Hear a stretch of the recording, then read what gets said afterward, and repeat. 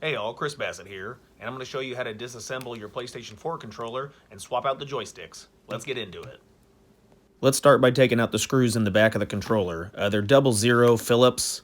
There's 4 of them. I'll put links in the description for screwdrivers, but generally you can find them at a hardware store or any of the electronics departments has like tiny screwdrivers. So there's 4 of them in the locations I pointed towards. There's 2 on the left, 2 on the right. And you know, obviously just turn it counterclockwise, pull the screws out, and then once you take that back panel off, you set those screws to the side. Separating the controller can get a little tricky, so you may want a screwdriver or a piece of plastic or something to press in between the crack. So you'll use your thumbs, squeeze it apart, and then pry the two. You can gently twist it back and forth. I'd recommend being very gentle because you can snap off the plastic that's on the inside, but this piece will separate. It just kind of clicks together. So just gently work the 2 halves apart until you separate the pieces completely. With the 2 halves of the controller loose, you want to pry from the bottom of the handles up and out. The left and right triggers are just kind of sitting in place. They snap in place with a spring. So watch the ribbon. As you go to separate the halves, there's that ribbon that connects the front half to the back half. Gently pull that ribbon out and away, and then you have a battery pack. The battery pack is also plugged in. It's sitting loosely, but these 2 connections you want to pull apart so that you can continue to separate the controller. I also want to point out that the ribbon has a metal side and a plastic side, and the teeth need to go to the inside of the controller as well as the battery pack. It has a plug that only fits one way. There's like a dashed mark, and then the teeth are on the left side of the plug. So once you separate the ribbon, you know, like I was pointing out before, see how it has a metal side? That needs to line up the same direction, right, to the inside of the controller, so that all the teeth match up correctly and it makes a good electrical connection. The battery pack is the same way. It only goes in one way, so don't try to force it.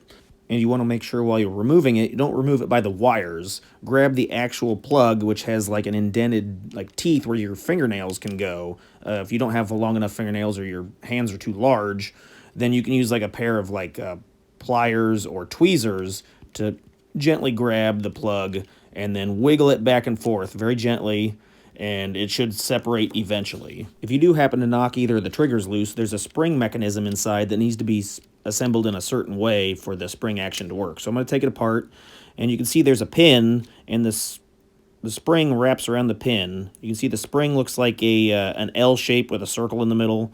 So there is a slot, there's a groove right there that it needs to drop down into, and you want the legs to be up. Once you set that in there, you need to take the pin of the trigger and wrap it around the spring. It goes inside the trigger, but it needs to go through the pin. It's hard to explain, but you see the pin pushing through the center of the spring, and then I'm also at the same time putting the other leg of the spring to the inside of the trigger while keeping the majority of the spring in the slotted grooved area. Once everything's in place, you can snap it down by applying pressure, and you should hear a click, and then you can test to see if it, you know, springs back. Obviously, you know, if you need to rewind the video, watch it really slow, but it only goes in one way. So once the battery's removed, there is a 5th screw you need to remove inside of this plastic plate.